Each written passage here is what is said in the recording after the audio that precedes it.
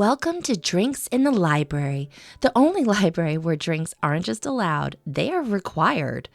I'm your librarian host, Gigi Howard, and each episode I'll be interviewing a guest about a much-loved book that we will be pairing with a drink for you to enjoy along with us or consider for your next book club meetup.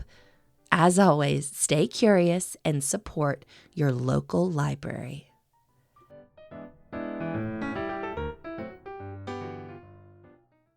Hello, Libration Nation.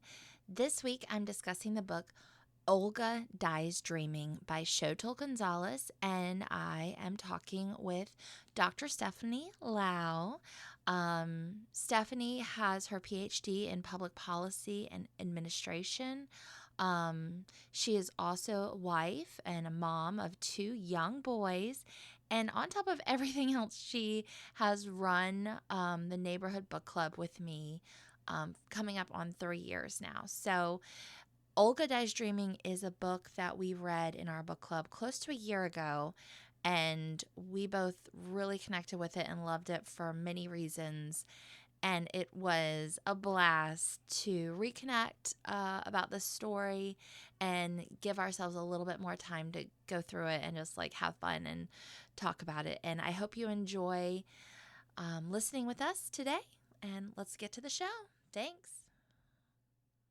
Hopefully you have fun doing this. And so too, I think this is my first time I've ever been recorded for a podcast. Wow. So, well, it was very exciting. Thank you for being willing to do this and taking the time and everything. Let's get started. So who are you? That's how I usually start. Let's see. So my name is Stephanie Lau. Mm-hmm. I co-run a book club in our neighborhood. So. Yeah, you're a professor. Yeah. Sort of. I am research faculty in the School of Education. And let's see, you and I know each other from just living in the neighborhood together. Mm-hmm. And then also we have you have a daughter and I have 2 boys. Right. And my eldest one is a year behind your daughter. I think he's in 2nd grade, right? Yep. Yeah, mm-hmm. Annabelle's in 3rd. Yep. Mm-hmm. Yeah. So we're also parents at the same elementary school. Swim are... Oh, God. Well, I haven't done swim team yet. I've tried to do it last year, and nobody in my family was interested. So, oh, yeah. It's a huge commitment. My son loves the swim team, and I think we want to try to encourage him as much as he wants to do it and as much as we can, just for both his life skills of becoming a better and stronger swimmer, and then he loves racing, so he has that competitive streak in him that we want to foster in a healthy environment, which I feel like our swim team does a great job, but it is exhausting. Yeah, it's just like it's a huge time commitment, and it is in the summer. Which you would think that in the summer everything slows down, but that is definitely not the case. Mm-mm. Not for my work, and then you add on swim team, and it's a lot. Well, like same for me. Like summer in the public library is our busiest time of the year. Yeah, it's nice though. This is just like a little inside library. Is like I used to work in restaurants, and so working in a restaurant, you can never get off for like Christmas or anything. We're like the public library, they're like, Christmas? Nobody's in here at Christmas. You go and take as much time as you need. The university is a little bit like that. I think my husband used to give me so much crap for like all the time off that I had that I never took. But then I had to be like, look, I do get PTO, but I also get 2 weeks off during winter for winter break, and that's usually when people are using all their leave you know, to travel for the holidays, and I'm like, well, I already have that. That's part of my like work schedule.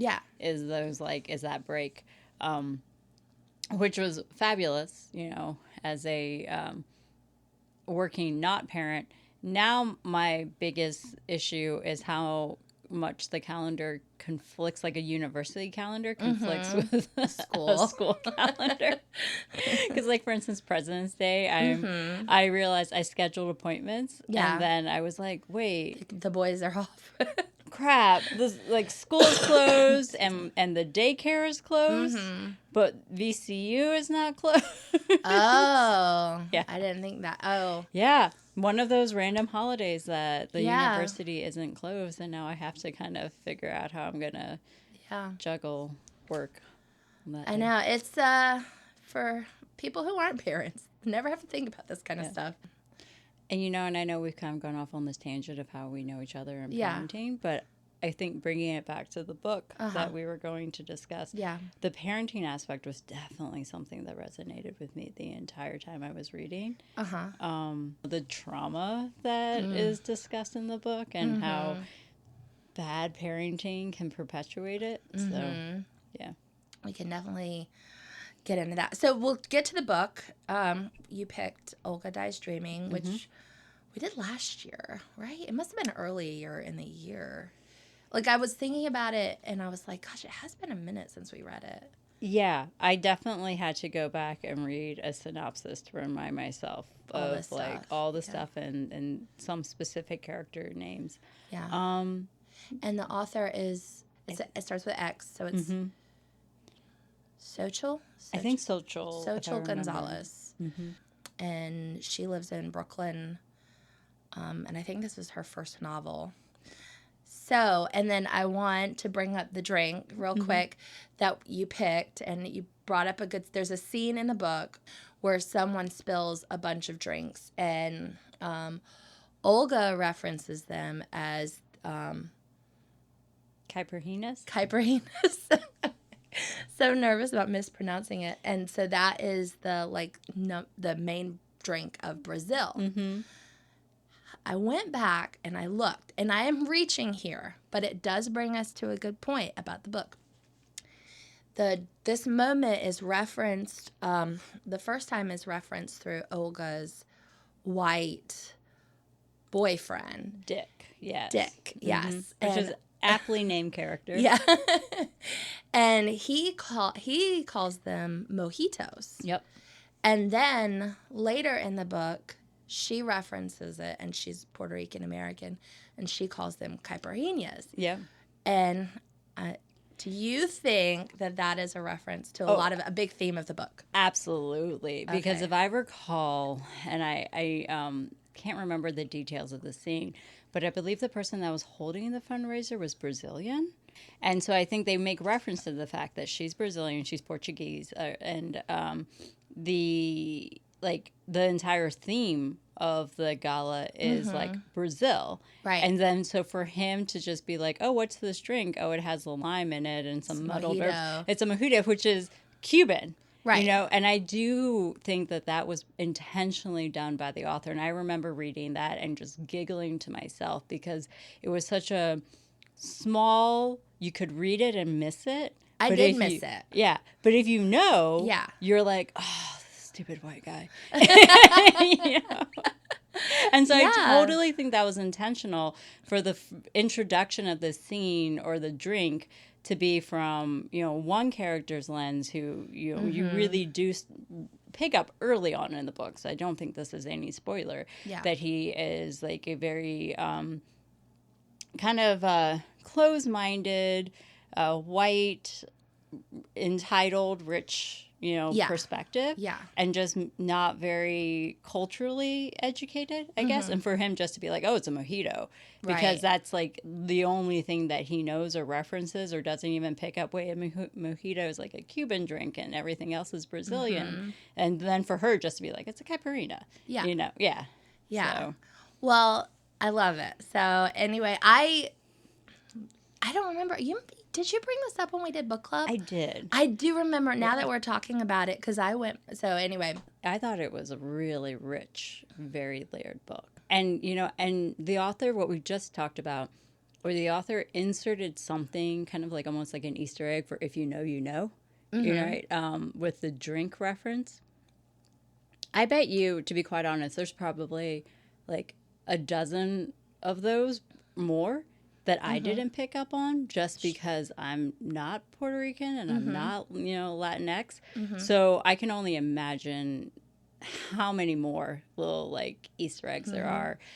Because I was thinking about it one other thing that I really appreciated what the author did, and I could see how this could be alienating and off-putting for some people, but I think is also brilliant to, in a meta way, drive the point of the book home and the themes of the book. Mm-hmm. She didn't explain Puerto Rican history or culture. It was just there. Yeah. You know, she just was like, you know, Puerto Rico, like, and there would be little tidbits here and there, like just enough history and political background for you to understand the context of the book, like Promesa. But she didn't even really kind of fully give you like an essay on what Promesa is. She was just like, you know, her brother, who's a politician, hasn't voted for oversight over the Promesa board, you know, and like the way that it's written, you can just tell that him not doing that would seem traitorous. Mm-hmm. So then it's like, it really puts the onus on the reader to be like, well, what is Promesa? And go and look it up, you know, or these other references to like Puerto Rican culture. You would have to kind of go and look it up. She just is like, this is my world. This is the world of the character. The world, like, or a true depiction of a woman who is of Puerto Rican descent wouldn't spend time explaining it to you. Right. She just lives her life. Right. And I feel like that's how the book was written. Mm-hmm. You know, and I, when I say, you know, I could see how that could be off-putting for someone who picks up the book and is like, well, I don't know anything about Puerto Rican history or culture, and I don't know what's going on. Maybe I don't want to read this because this is too much work. But I also feel like there's an added lens of, if you are someone reading that book and you don't know what's going on, then you realize how much you don't know about Puerto Rico, and how much you don't know about this entire like culture that is an American culture. Right. But we don't think of it as being American. Right. You know? So I actually thought that was a little kind of bit of like meta brilliance to just be like, you just have to be fully immersed in this world. Right. Yeah. And maybe to, like you said, put the onus back on the reader of like, to be in a world and reading the book that is not like made for you, whereas probably like a lot of like white America, which I'm white, and like we're so used to just the world just coming to us, and so it's like putting a little bit of the discomfort on people. Exactly. That just to experience it. So yeah. Yeah, and I feel bad. Should we give like a better introduction summary of like what the book is about, like synopsis, or yeah, okay. What is the book about, Stephanie? You do that. So it is a book about Olga, who is a wedding planner. Yeah, she's a millennial. I feel like she's about millennial aged. Yeah. Who's a wedding planner in New York, and most of her clientele are like the 1%, like very rich in New York. And her brother, I have a hard time saying it. The Prieto. Yeah, Prieto. Is a local politician, like a state level, I believe, politician. And represents Sunset Park in Brooklyn, New York. And I remember that detail because I actually have family in Sunset Park, and so it was really interesting to read her description and be like, I know exactly what she's writing. I can picture this. Is it a lot of Puerto Rican neighborhoods in that area? So Sunset Park is a really interesting neighborhood. She doesn't really get into the Asian part of it, but it is like almost 50-50 Asian. Okay. And specifically Chinese, from a part of China, Fuzhou, I believe is, or Fuzhou or Fujian, where most of the Chinese immigrants are from. And then Latin, but I didn't really know like what part of Latin America, but I guess maybe it is, although there's a big portion that's Puerto Rican. Yeah.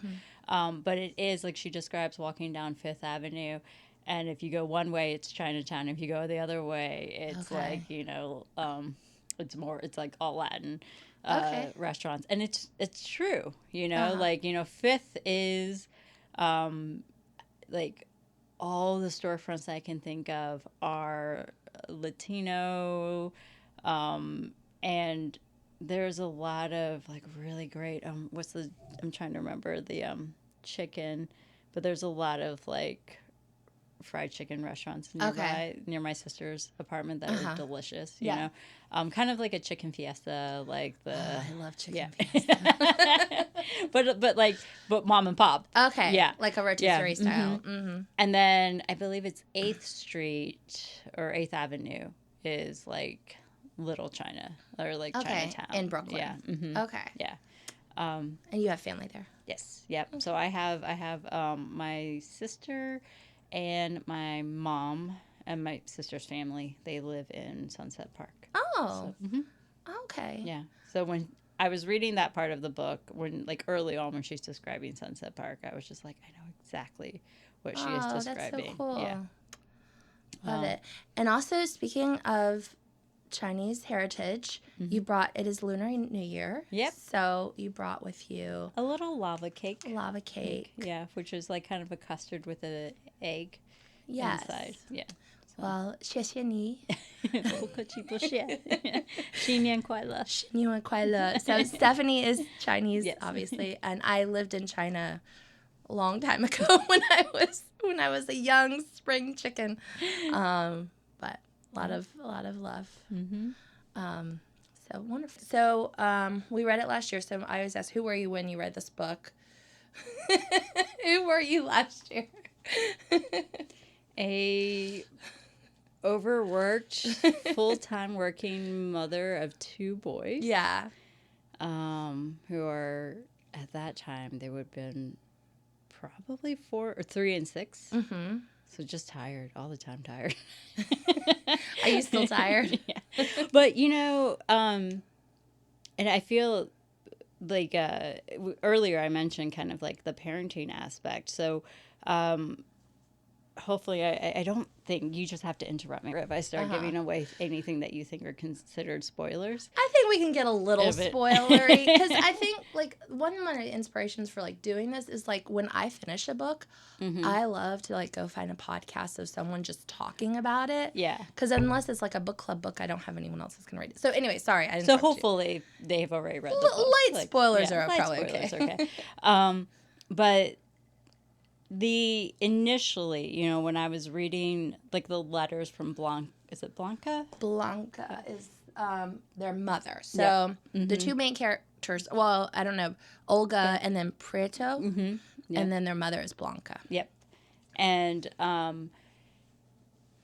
think originally when I started reading, and like for most of the book, Blanca's really only there as like from an epistolatory like perspective. Like you only read the letters that her kids are getting, and it's not, if I recall, it's not chronological either. So it's like you can be like in, you know, it's obviously kind of like 2016, 17.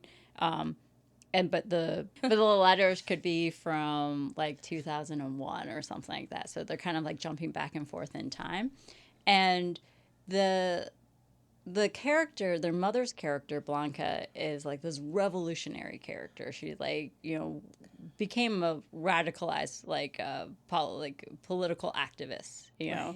And so she's writing these letters to her kids that are like, you have to remember, you know, like this is like your Puerto Rican heritage and history, and like, you know, the mess that we're in because of like how politicians were willing to bow to the capitalist white Americans, you know.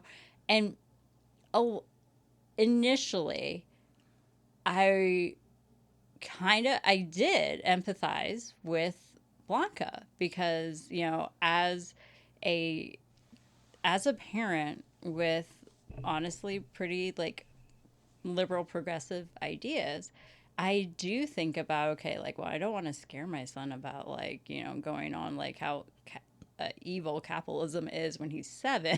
But, like, you know, how do you do anti-capitalism for kids? Exactly. How do you do anti-racism, anti-capitalism, you know, for kids? But it's like I could connect with Blanca's mother having these like ideological like thoughts and philosophies and kind of being like, yeah, you know, this is something that I can connect with her, and like how do you kind of like like you want to allow your kids to be their own person, but of course you are as a parent want them to have certain, like, you know, you want them to have the same thoughts, the same political thoughts as you, even though that sounds bad, but that's, you know, because you just want them to be, how do I say this? Like, I want my kids to be critical thinkers, you know, and sometimes that means exposing them to a lot of different things. And so I was like, okay, as a parent who is pretty progressive,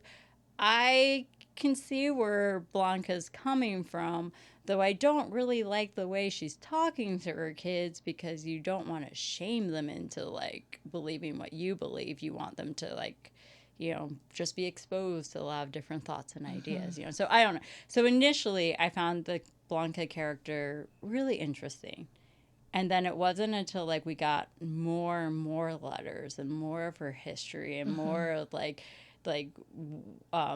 the development of the main characters transposed over, like, her letters, and then, like, the different stories that she was telling different people. You're like, oh no, wait, this is a horrible mother.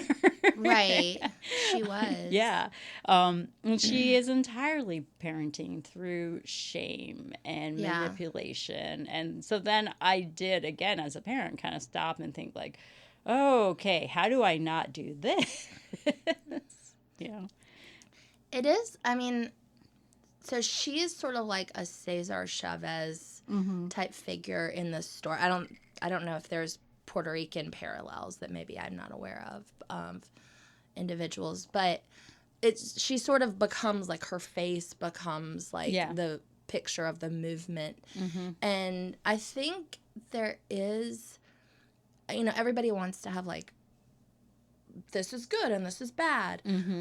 I think this is a good example of, like, you need to have people who are willing to sacrifice everything in order to have those kinds of big movements. But they make horrible parents. They make, you know, bad partners. She was not a great wife. Yes. She wasn't a great daughter. She was basically very singularly focused. Yeah.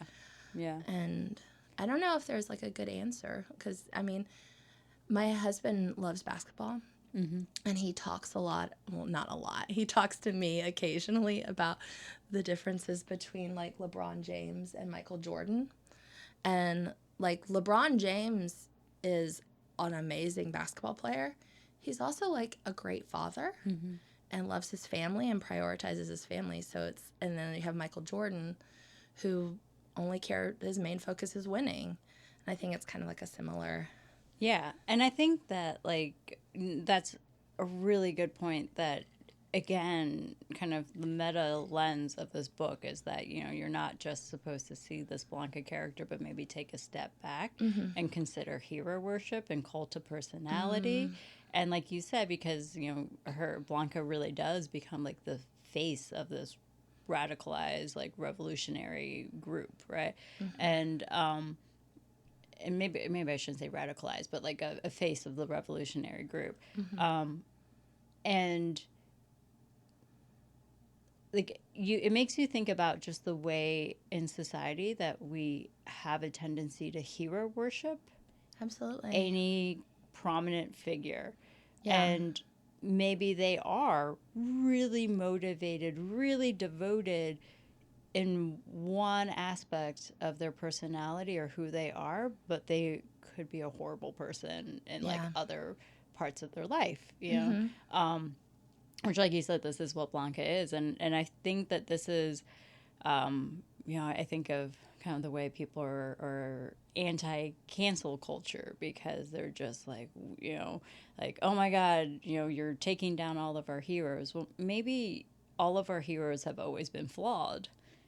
And it's just that we as a society have a difficult time recognizing that, you know, someone could be a great artist, but a pretty horrible person. Right. Yeah. And I mean, maybe to create some great art, you have to be singularly focused, and the focus might be on yourself. Yeah, I always think of, like, talking about another author, Cormac McCarthy. I have definitely read that he was a pretty horrible husband. Okay. And that I think for his first wife, there was something where he just expected her to wait on him while he just wrote. Like he was writing, like that was his profession and that's what he did. But when he was writing, she was supposed to like clean and feed him. And I think this was even early in his career, so it wasn't like he was already making money as an established author. So she was also working to support him while he was writing and then just taking care of him. And I'm like, dude, that's like your wife isn't your wife at that point. She's your servant. Exactly. Yeah. But I mean, I think a lot of now, for better or for worse, people do get called out for bad behavior, and we're more aware of bad behavior because of social media and the internet and everything.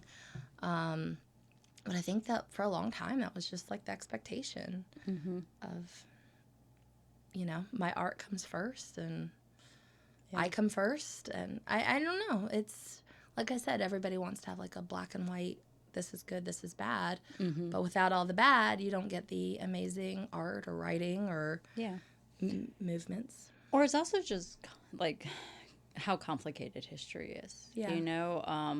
Like I'm thinking at my son, he's in seventh grade, or sorry, he's in second grade. He's 7 in second grade. Right.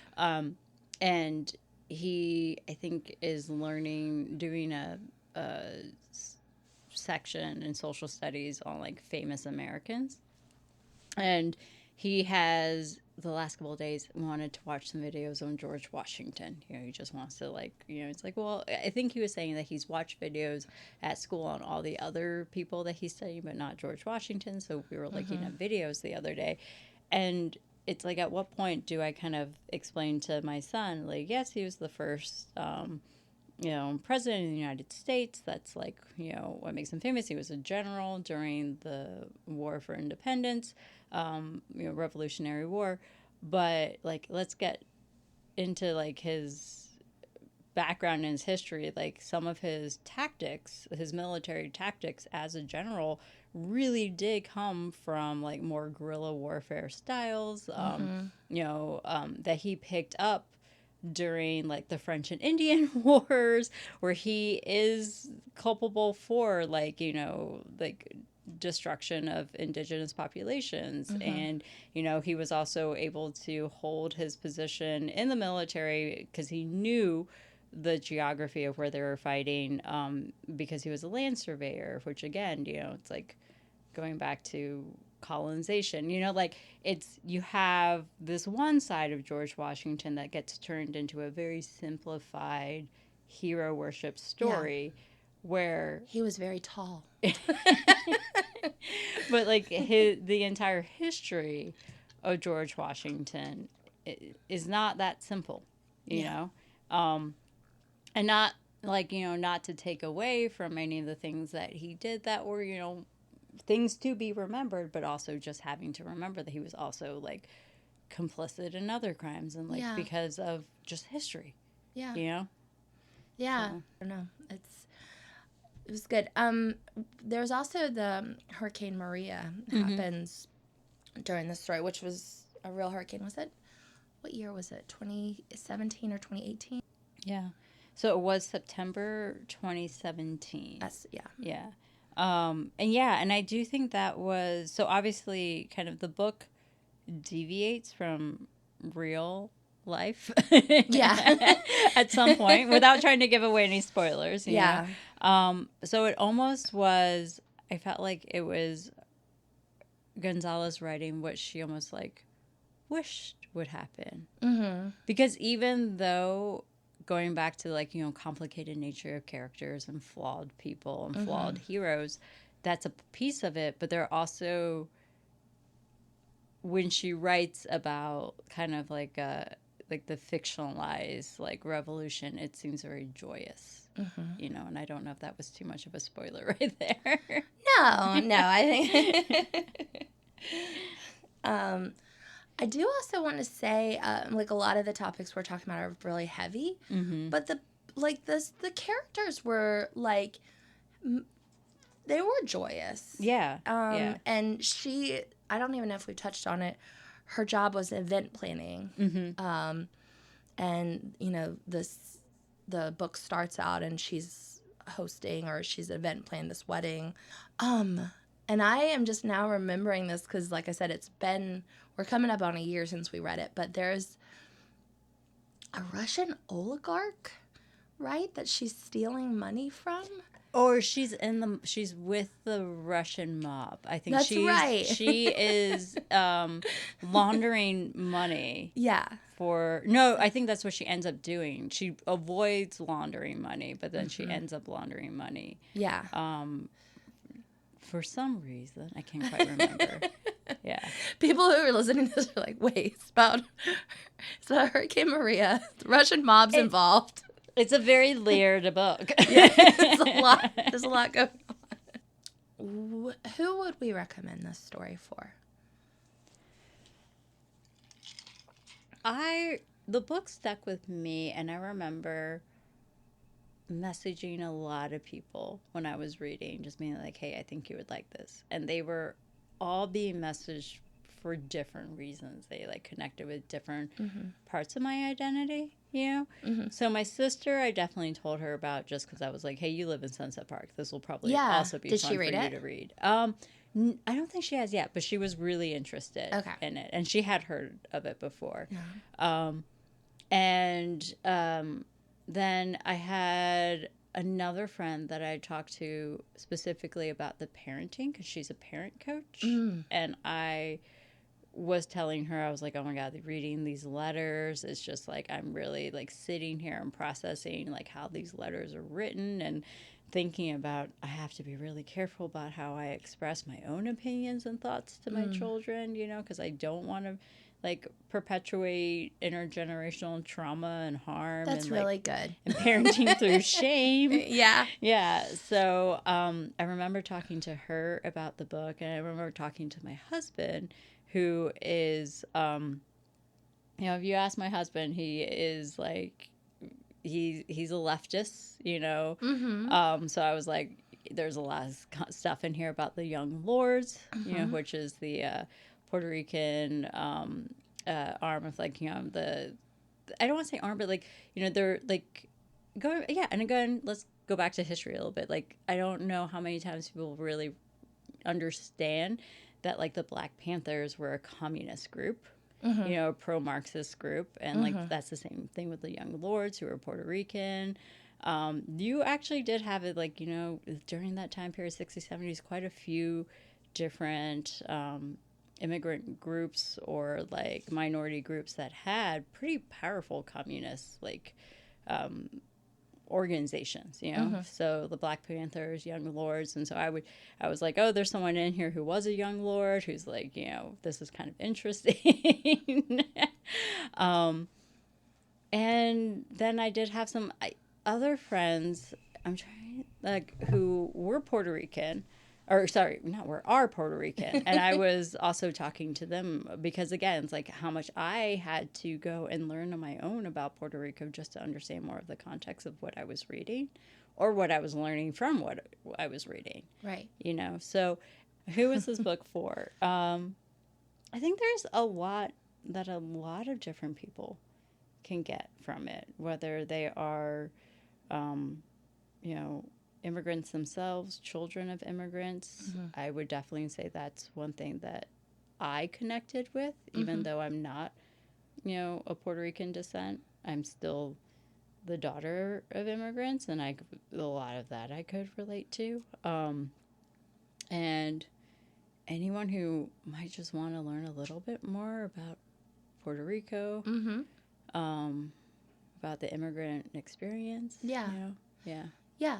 I think all of those fall into it. There is a little bit of a love story. There is. There's a light. Like I said, if we add up everything we talked about, it sounds really heavy. And it is. It is, but the pacing is good. It was not one of those books that I had to just be like, okay, just you want to finish reading it, like but like I never had to talk myself into picking it up. I will admit this: initially, I had read reviews, like general reviews of it, and they were all really, really positive. But for whatever reason, I just wasn't in the mood for the book when we first started it. I have a very clear memory. So most of the time for our book club, I end up listening to them on Audibles or audiobooks. And that's just like, I have found that if I don't listen to it, I don't have time to get through the whole book. But if I listen to it, I can do that on the way to work, on the way back from work, while I'm doing chores around the house, even sometimes depending on the work that I'm doing, it can be something that I can listen to in the background, And I remember going to the gym and telling myself, okay, well, I'm going to just start the audiobook when I'm at the gym. And because I need to make sure that I get it started soon enough, because it's a pretty big book, so that I finish it in time. And the way it opens is it just, again, kind of to this author's way of just doing things, of just throwing you in there. It's not like this introduction of who is Olga. It's literally you start the book and she is in the middle of an event that she is planning, and it's talking about how she's gonna steal napkins from her. For her cousin's wedding. Yeah. To show up her cousin. But also it goes into her plan of how she's gonna kind of steal them from her client, but her client won't even notice, and this has been something she's been planning. And it was just such this wait, what is happening? But this is interesting. It just hooked me right away. Yeah. And then the pacing of the book was like that. It just kept it was a really easy read, despite how dark and heavy some of the material was. Yeah. It was just the pacing was really good. And I remember looking forward to being okay, I'm in the car, I'm going to listen to the rest of the book while I'm driving home, Yeah. And I had a couple of driveway moments where I was just I'm going to finish this chapter before I go get my kids. Yeah. Well, she did a great job. This was I think I already said it, this is her first novel. And I did listen to, and this is, once again, we read this last year, but I do remember listening to an interview with the author, and she was an event planner in Brooklyn. A lot of this, Olga is definitely based on her lived experiences.